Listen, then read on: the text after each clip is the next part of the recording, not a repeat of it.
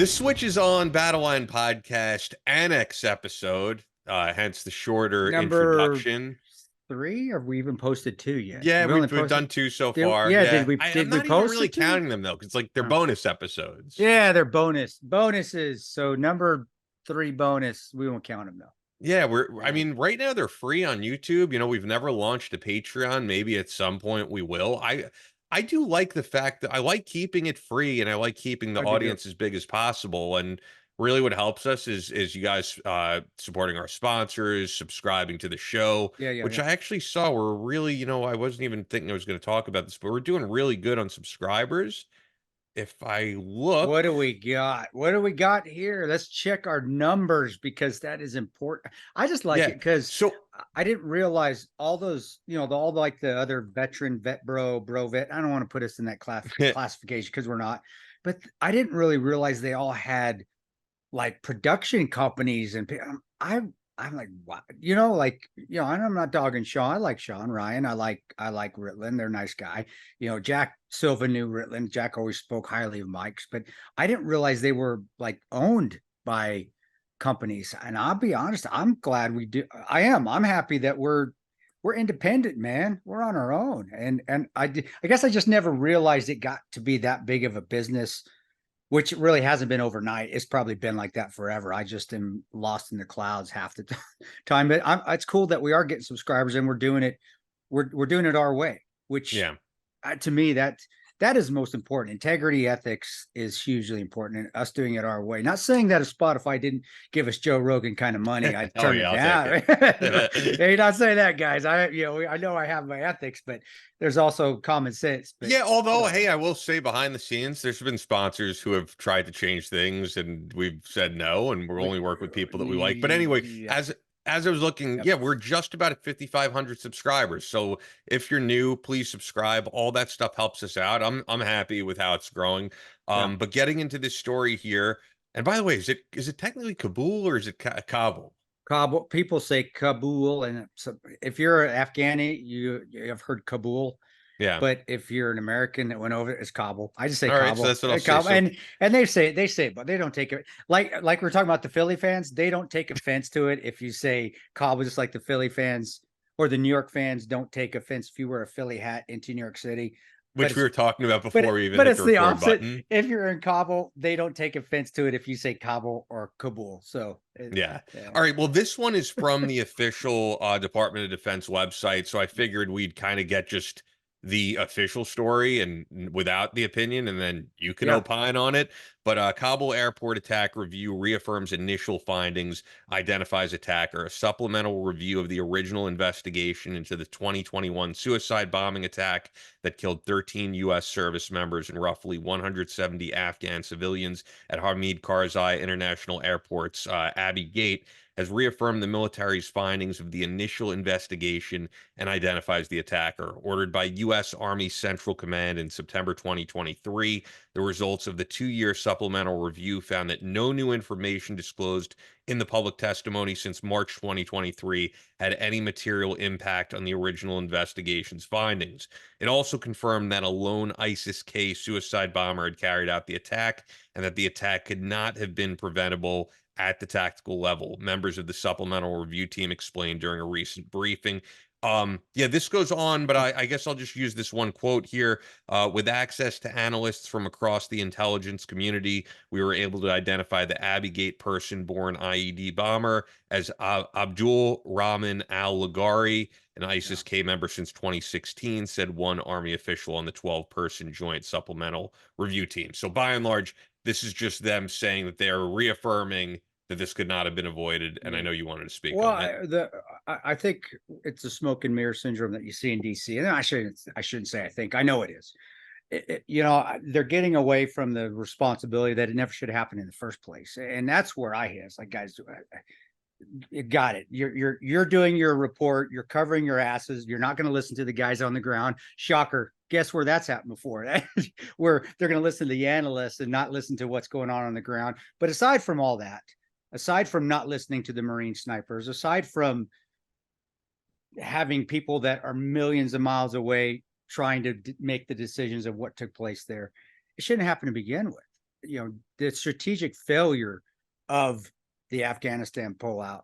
That is the big responsibility. That's where the onus should be. But we're moving away from that, which is what we always do. They try to do that in Benghazi. They try to do everywhere we go. They try to do that. If there's a failure with Department of Defense and POTUS and everybody in the administration, and there was a complete failure. So what got me is not necessarily, and it did a little bit still, not necessarily that they didn't listen to the Marine sniper team, and we'll get into that too, but it was, so what?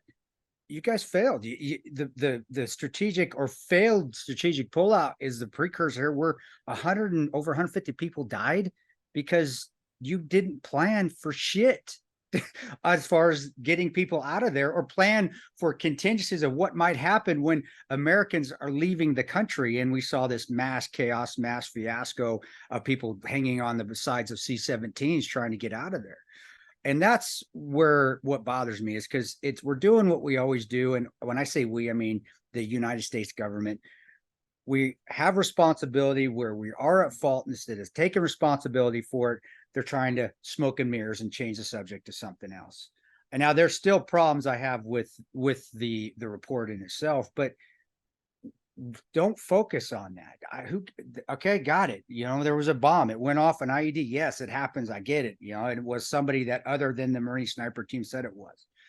But why not even get it? Let's get back to really where the responsibility lies. And that is just in the failed, non-planning, inept, unstrategic pullout that failed a lot of people over there, and not just the 150 that died and the 13 service members.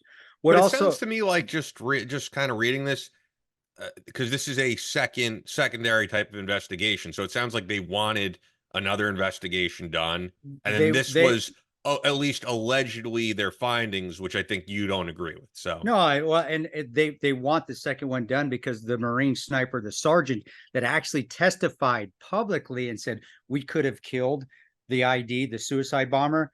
He said that the Marine sniper went and said, hey, they told us not to shoot, and I could have killed this guy to begin with. So, and really, by the way, I don't know this, so I mean, I'm speaking out of ignorance. Does he still maintain that? That's still his story? It didn't. No, that's the thing. I couldn't find it in the story. I was looking for that in all the reports after this. If I wanted to see that, did he recant this? I'd want to get him on. Exactly. I'd love to get him on. Yeah. And that's the thing. If you know what, if he would have, if in any, I can't speak for shit today. Sorry, guys. If in any of the reports he had recanted what he had originally said when he testified, we wouldn't have this conversation, right? We wouldn't be talking about this, but he didn't. And that's what I was looking for. It's like, well, still hold on a second.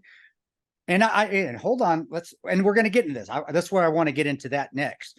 My whole thing first, though, is it just like always, regardless of what took place here, the deaths were caused by no strategy on the pullout. That's Department of Defense. That's Milley, who was the SecDef, who's, as we all have been seeing and finding out, it was a complete and utter disgrace. And also the POTUS, which whatever stuff, he's either a disgrace or you like him. And, that's how it is with every president. I think he's a disgrace, in my opinion. But that being said, and I'm getting back to how unstrategic it was. I didn't really realize, I guess I wasn't paying attention enough. The outer ring of security for that initial, where they were trying to get people out of there, was by the Taliban. We actually told the Taliban, hey, you guys be our security on the outside and make sure no suicide bombers get into. I don't know if you knew that. That's. I mean, I know we were working with the Taliban, which in itself is crazy. I know that, exactly. But yeah, I didn't know all the specifics. That's where I was like, holy crap, what are you kidding me? Wait a second. We're going to tell our enemy that blows us up, that used to blow us up continually, that got us in ambushes, small arm attacks, that rocketed us. We're going to say, hey, you guys, can you guys pull the outer ring of security and make sure no suicide bombers get in close enough to kill our Marines? That is the story. That, to me, that is what the article and the investigation should be about. That complete and utter mess with who made that stupid decision, instead of this, which this is what takes place when you have your enemy trying to pull security and be on your side. It doesn't work, man. It never's when anybody with half a brain knew it wouldn't work. And I'm sure the Marines on the ground, they would say the same thing. And yeah, I'd love to get Vargas on, Sergeant Vargas on, and say, hey, what were you guys thinking? What was going through your heads when your superior said, hey, yeah, the Taliban are going to be pulling our outer ring of security, making sure no suicide bombers or attackers get in to get to you guys? I mean, I would have been like livid. If it was me personally, I'd be like, fuck you. No, we're going to get our own. Well, that being said, that's just my opinion on where the investigation really should be focused at. But here, with that suicide bomber that killed and killed a ton of people, killed 150 plus 13 service members. I saw it. You probably saw it, where one of the fathers was arrested because he made an issue of it. And during the State of the Union, right? Yeah. He was arrested. I wasn't sure he was just kicked out. No, he was arrested. They arrested him on a misdemeanor, and I mean, that's what I read. Maybe I got it wrong. I didn't do my due diligence before we did this, bro. Yeah, I saw he was kicked out. I didn't know that, but I'll look up as you're speaking. I'll look it up. I'm pretty sure he was arrested. But that being said, there with this right now, with these Marines, and first of all, we have a tendency, and this is my experience in Benghazi, especially when we came home. Our government has a tendency to not listen to the people on the ground. They didn't. And by the way, from what I'm seeing, yes, he was arrested. Which is crazy. I mean, that is crazy. Kicked out, I understand. But yeah, I mean, I've seen there's always been a lot of crazy stuff like that. His son was killed because of ineptness by our commander in chief and his staff and the second. But beyond that, our government, when we come back and there is a failure, a failure where Americans die that shouldn't have died because a strategic failure, not a tactical failure. A tactical failure is those Marines did something wrong on the ground. They didn't. They did what they were told. They did, and the service members that were there. There was also other service members there, not just Marines. But regardless, there wasn't a tactical failure that day in Libya. There wasn't. I'm sorry, in Afghanistan. Yeah. There was. I'm going somewhere with this, guy. Stay with me. All right. It was a strategic failure. Just like Benghazi. Benghazi was a strategic failure. It really was. When we lost the U.S. ambassador, was it because of it? No, we weren't pulling security. We actually were trying to save it. We were doing everything tactically that we could, even disobeying strategic orders to go save an ambassador. Tactically, we did everything that we could. They did tactically everything they could. They were following a strategic mission, a strategic failure. When that happens, the government's going to see why. Bottom line. It doesn't matter what the guys say on the ground, who's on the ground. They're not going to listen to them, or they're going to pick the ones that fit their narrative. If there are people on the ground, because it did say in the article that after various interviews with eyewitnesses, but then it said analysts, and analysts are people that are like millions of miles away watching it on Facebook. That's what an analyst is with an agency, guys, just to let you know. So you just see you read between the lines. They're going to not listen to the ones that are against whatever narrative they're trying to push. They didn't listen to us. They didn't want to say, no, it wasn't due to a video, even though we were telling them on the ground at that time, there's no video, there's no protest, this is an attack, we need help. No, Mike Morrell's sitting back at the CIA with his analysts, watching it on Facebook, watching it unfold on social media, where it's saying, yeah, the attack's due to a protest. It's not an attack, it's a protest. Well, that's what they're doing to Vargas here. And that's my opinion. All right. And that's what the government does. And that is something that needs to be pointed out. So in this article, if you really, guys, DOD, all the other news organizations, Fox News has I know Jennifer Griffin. She actually is very talented. She's a wonderful person. I really do believe she has her heart in the right place. She always does. But if you really want to get to the bottom of this, let's get to who are these analysts that they're talking to? Where are they located at? These eyewitness accounts. Who are they? Are they eyewitnesses accounts that saw it on a video? Because I've seen the videos and I can't tell shit. They say, oh, yeah, we can see the attacker over this Marine's shoulder. You can't see anything. Where? Is there other videos that we need to see? And there probably are. But what are they? Get more detailed. You don't just say, yeah, we did our investigation. Because that's how I saw this article. We did our investigation. Yeah, believe us. We're Department of Defense. We're generals. We're CIA directors. We're State Department. We are in Roslyn. We're in Langley. We are sitting in big desks and big offices. Yeah, you believe us. But this guy Vargas, the sniper team sergeant, don't believe him, even though he's sitting there on the ground. That's horseshit. But that's our government. They did that to us. I saw it doing to, and that's what I see it doing to him. Again, though, let me put a little asterisk there, as Ian said as well.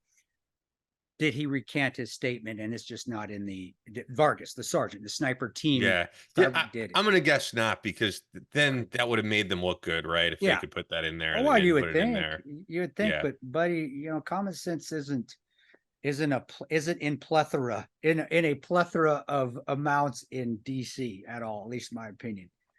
But with this coming down to it, I am going to believe the guys on the ground. I always will. I've been in situations where I wasn't believed, and the team, not just me, 5 other guys were not believed. And these are all SEALs, Marines, Rangers, guys that are supposed to have ethics, which we do, especially during combat. We do most times. There's times where we fault, though, but we do when it's time to get busy and we're in ethics, or their integrity's there. We're telling you what we see, and we weren't believed. Their sniper team there is not being believed. And that being said, too, even in the article where it said it was a lone wolf, lone IED attacker, no, there was a picture of a bald-headed guy that they thought was the sniper. That the article said that Vargas said, we have a sniper in our sights, or we have an attacker in our sights. Can we take him out? And his command said, I don't know. That's what it said verbatim in the article, if you read it. And then, of course, the follow-on investigation of this IED murder said that, well, this wasn't the right guy. It wasn't this bald-headed guy. It was this other guy with a beard. I'm telling you, and DOD knows this, and I'm just telling you everybody out there right now, the lone wolf attacker, there is no such thing anymore. There used to be back in the early days. Yeah, there used to be. Now it is coordinated. They do their intelligence, and I've said it on this show. I've said it when I've done my speeches. I respect the Taliban. I respect ISIS. I respect AQI. I respect them and their capabilities, because they do what we do. They collect intelligence. They do their reconnaissance. Even in Benghazi, they were using police to take pictures of the areas they were going to hit before they hit it. So to say this guy just walked up and walked through Taliban lines and blew himself up, horseshit.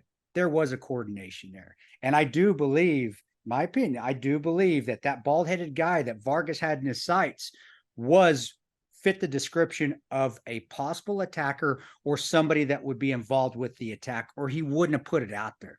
Just because there's a bald guy walking around in his job that maybe looks like a terrorist, a Marine is not going to say, hey, that's the sniper that's the attacker in 200, 300 people.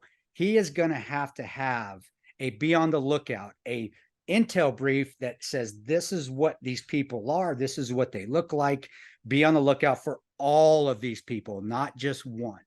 So for this article, again, this is DOD. This is trying to quash it. This is them trying to say, hey, there's nothing to see here.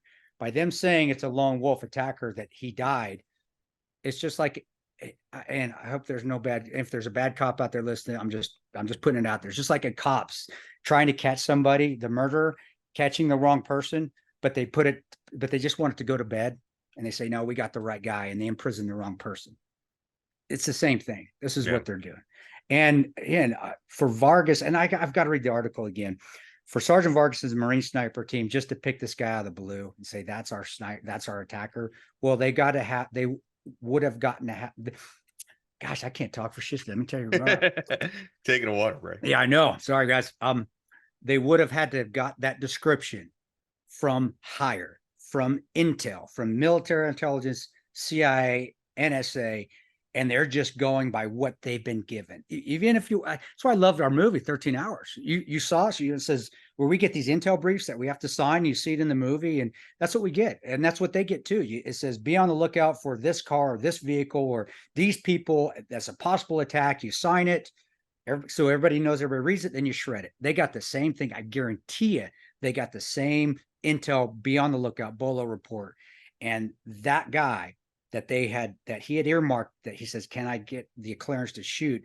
I guarantee you he was on that intel report as not necessarily the attacker, but as being part of a team of attackers or a team that was going to infiltrate and blow up and do what they did. Yeah, lone wolf, my ass. No, horseshit. That was back in the day. Yeah, we could get away with that back in 03. But not anymore. Not anymore. They are coordinated. They're very good. They do exactly what we do, and that's what we would do if we were going to take out an objective. We're going to collect our intel, and then even the day of, we're going to go and collect even more intel to make sure it's safe. And this guy with the bald-headed guy, that's what he was doing. He's going in there to see how far he could push it, how far he could get in past the Taliban. And he said, I got right to here. You're good to go. Let's do this. And he gave the green light. I guarantee he gave the green light. He got on his radio, got his cell phone, or went back to wherever the Taliban or ISIS-K headquarters were and said, green light. We're clear. Send him in. And the guy went in and blew up in mass chaos. But are we going to get that report? No, we're not, because that, again, puts culpability back on DOD, back on POTUS, back on all the intel networks that they failed. And that is the story that should be putting out there. And yeah, Sergeant Vargas, man, I got your back, man. You come on the show, you can say whatever. And this is not to get him on. We're not doing that to push him on the show. No, but well, it'd be great though. Is he officially retired now though? Yeah, that's the thing. I don't know. I think he's still in. Yeah, so you can't. I know you can't do anything to your out. Don't compromise yourself. No, of course. That we don't want you doing that or giving up information that could. And truthfully, look, as much as I love getting like really great exclusive guests on this show, if he was a guy doing interviews, I'm sure we would have seen him on like a bigger outlet by now. Well, but we are friendly, just like Isaac said. They like going on the bigger out. But you come on our show, you say what you want, and we have a good time. We try not to make. Which, by the way, though, I'll still always. I mean, look, this is just speaking for myself. I'll still always ask tough questions. I don't ever want it just to be a softball interview. I mean, I feel like when we've had and we had one of the Blackwater guys pardoned, I asked some tough questions. I think we're gonna have Paul Slough on again. And truthfully, with those guys, you have a different opinion than me. I mean, you're very much in their defense. I'm not. I'm not pro or anti them. I don't feel I know enough about what went on. But I do like hearing from them. And I do always want to get a fair perspective from them. Well, so. and that's what I love is that he answered the questions too. Oh, yeah, absolutely. And that he said things that I completely disagreed with, but at the same point, that doesn't mean he's guilty, and by no means does it mean he should have been sentenced to basically like a life sentence. I don't believe that. Well, I know, so. Yeah. No, we said that on the show. I was like, I don't think they should have went to prison. It's war, man. Unless you've been. Well, I don't know if I agree. I don't know if I feel that should they've gone to prison. Possibly. I could see both ways, and I could see where he's coming from. But I do think the sentence was ridiculous. Yeah, it was.